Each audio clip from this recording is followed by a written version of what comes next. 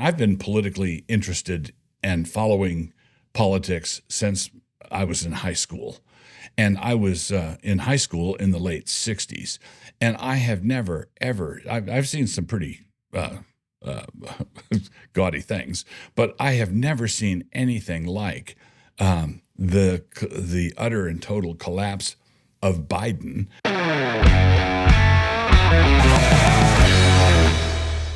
I'm recording this at the conclusion of a week or the beginning of a new week, but the last 7 to 10 days have seen an enormous number of clowns come out of that little clown car.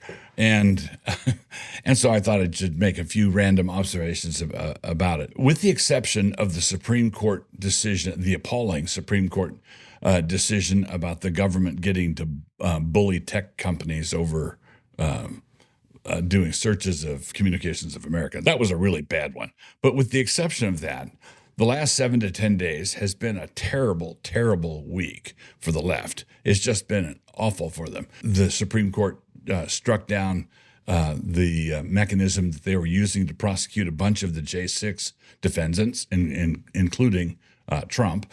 And the Supreme Court just this morning rolled out a defeat for Jack Smith and his prosecution of Trump. Trump won on the immunity thing. Fani Willis has already fallen apart. Trump is facing sentencing in the Stormy Daniels case, but that's a situation where you can't win for losing. If they sentence him to jail, then we're going to see someone elected president of the United States from a jail cell. And then to sort of as the fruit of the month club selection with all the cherries was the debate last Thursday night, which was, I've been politically interested and following politics since I was in high school.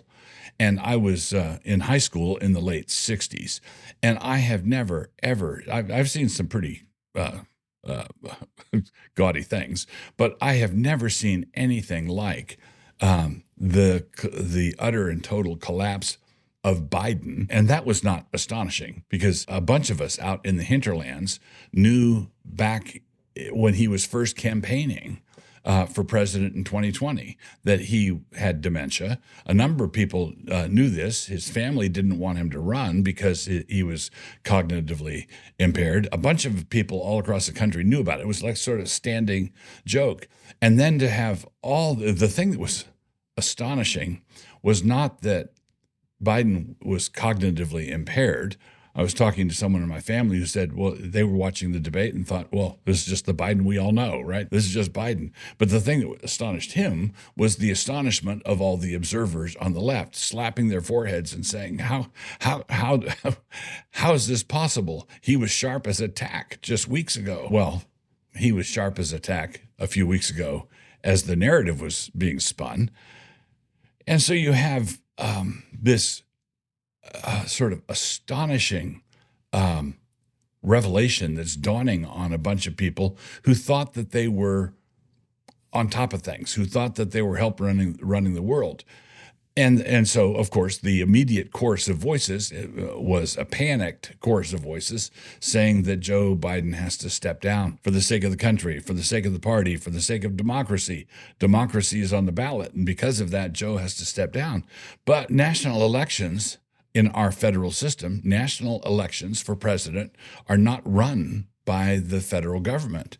They are run by 50 different states. And these states all have different deadlines. They all have different systems and procedures for getting people on and off the ballot.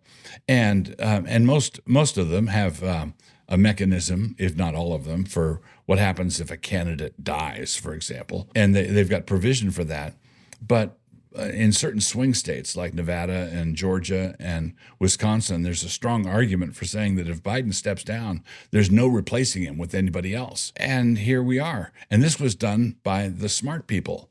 The country is in the very best of hands. That's the life I want. I want to be 70 and have 18 grandchildren. Let's go! I came from the mud. There's dirt on my hands. Strong like a tree. There's roots where I stand. I'm Tucker Carlson, and I am here with the very famous and highly controversial Pastor Doug Wilson. Even more controversial. Try to catch me howling at the moon.